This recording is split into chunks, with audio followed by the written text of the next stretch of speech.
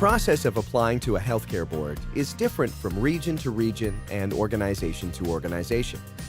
Understanding the role and expectations of individual board members can make the application process and transition to board member easier.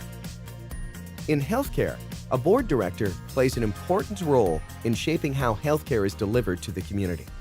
As a board member, you need to understand the business that you're in and really understand what your organization does. So I think part of the day-to-day is making sure you're keeping track of what's going on in the environment, what's going on at the political level in the province, what's going on in healthcare in general, the general economics, the demographics of your community. All of those have a bearing to the strategic direction of the local hospital. Being an effective board member means being open to the challenge and opportunity of learning. We're looking for people who have a deep interest in the hospital, a passion for healthcare and patients, and someone who is open to learning. I don't think I've ever been on a steeper learning curve in my career. And you have to be a sponge, and you've got to sit back and learn as much as possible, because you can't make an informed decision or an informed recommendation or engage in an informed debate if you don't have the background.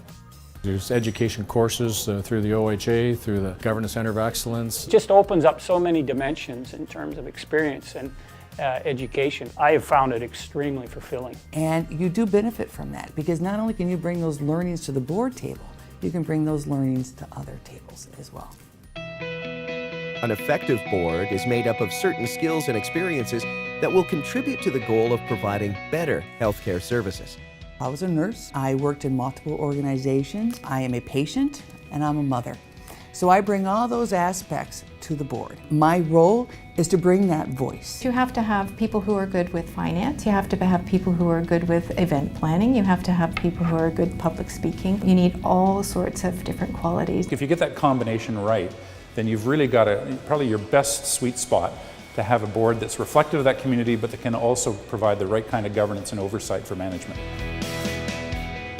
At the heart of a director's role is the need to act on behalf of the community.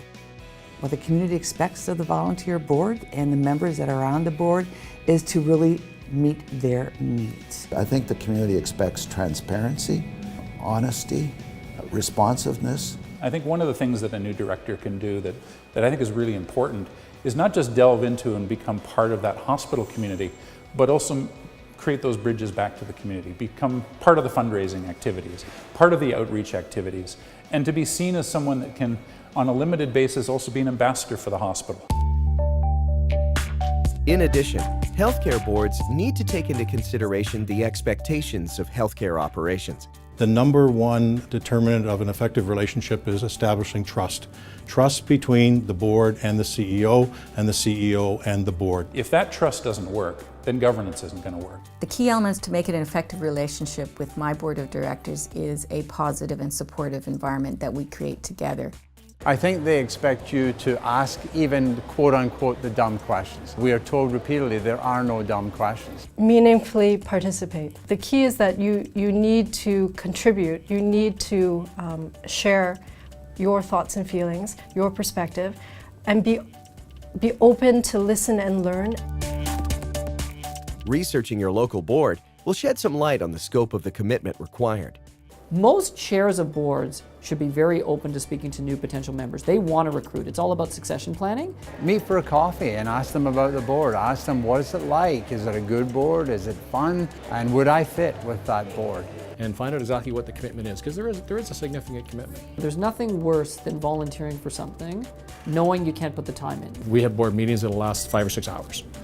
We have committee meetings on top of that. There are training courses in Toronto. There are webcasts that you really do need to participate in, otherwise you won't be an informed board member. You're looking at a minimum of 10 hours a week. Initially, in fact, it was a fair bit more than that, because there's a steep learning curve to get up, and you're having to get involved in as many things as possible to sort of build that personal framework that's going to give you that perspective to bring to the table for the discussions and decisions. Understanding your true motivation for serving on a healthcare board is the key to being effective in the role.